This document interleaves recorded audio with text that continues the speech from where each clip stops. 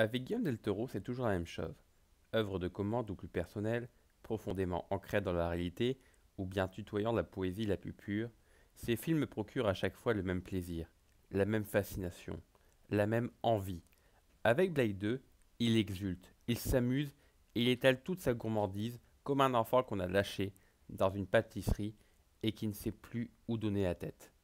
La rigueur de Del Toro fait également merveille dans la mise en place d'un univers unique, radicalement différent du premier, notamment parce que le film a été tourné à Prague, une ville à la fois ancienne et moderne, propice à la création d'ambiances atypiques caractéristiques de l'underground vampirique.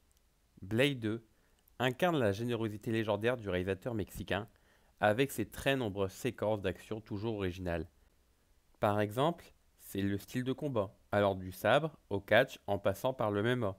C'est aussi cet aspect jouissif dans le fantastique, la représentation de ces monstres fascinants, fortement connotés, tout aussi magnifiques qu'horribles, ou cette violence débridée et frontale qui répugne autant qu'elle réjouit. Pour m'avancer plus dans les détails, voilà le meilleur opus de la trilogie, qui ne tardera pas à décevoir par la suite avec Trinity. Et tout ceci est surtout dû à deux hommes, Guillermo del Toro, qui apporte sa propre touche, ainsi qu'une réalisation novatrice et atypique, mais aussi David S. Goyer, scénariste du premier et du troisième, et mauvais réalisateur de ce dernier, qui nous pond une intrigue originale, bien écrite et très cohérente ici, offrant un réel univers aux chasseurs de vampires, nous retirant le temps d'un instant du monde des suceurs de sang pour mieux nous y replonger et nous empêchant de tomber dans le réchauffé. Blade 2, c'est une tornade visuelle constante et inventive où les plans sont tour à tour baignés de lumière bleue acier associée aux vampires et à la menace, ou d'ambre chaude essentiellement réservée à Blade et à la jolie Nyssa. Le rouge fait éruption dans le cadre par flash afin de souligner l'opposition, au détour d'une chambre, ou de manière plus subtile sur les ongles d'une femme vampire.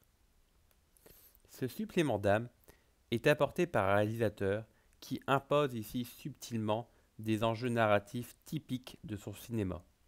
En effet, l'amour inconditionnel de Del Toro pour les monstres, ici sur les Reapers qui dépoussièrent l'image du vampire, et son goût pour les figures tragiques, Nomak, le némésis de Blade, campé par l'excellent Luke Goss, qui jouera un rôle similaire dans Hellboy 2 du même réalisateur, sont bel et bien présents et contribuent à faire de Blade 2 un grand film.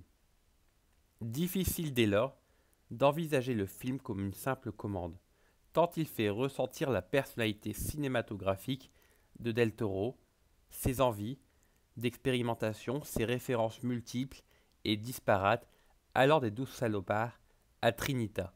L'ombre d'Alien plane aussi, le temps d'une scène de dissection ou d'un shoot 'em up tendu dans les égouts aux allures de catacombes.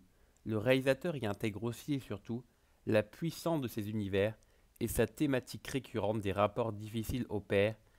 D'ailleurs, puisque j'y pense, voilà une excellente idée que d'associer Blade à ceux qu'il chasse, à une escouade qui a été mise au point afin de l'assassiner.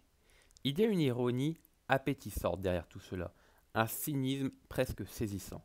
C'est un peu comme si l'on se moquait du personnage et du film précédent, qu'on mettait en valeur son ennemi pour montrer qu'au final, eux ne sont pas moins humains que lui. Une belle réflexion que voilà, porteuse d'un grand film de genre. Blade 2 est aussi l'occasion de retrouver un Wesley Snipes sointant le cool, le félin, le décontracté, dans un rôle pour lequel il est né. Un des derniers magnifiant son aura, puisqu'il faudra attendre ensuite l'élite de Brooklyn pour le voir aussi à son avantage, ou encore de rester sur le cul face à un Bloodpack débordant de charisme.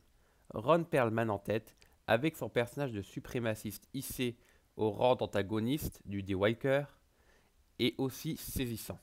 Blade 2 est donc beaucoup plus abouti que le premier épisode. D'ailleurs, preuve d'un budget plus conséquent, ce film comporte de nombreux money shoots, 4 si je me souviens bien.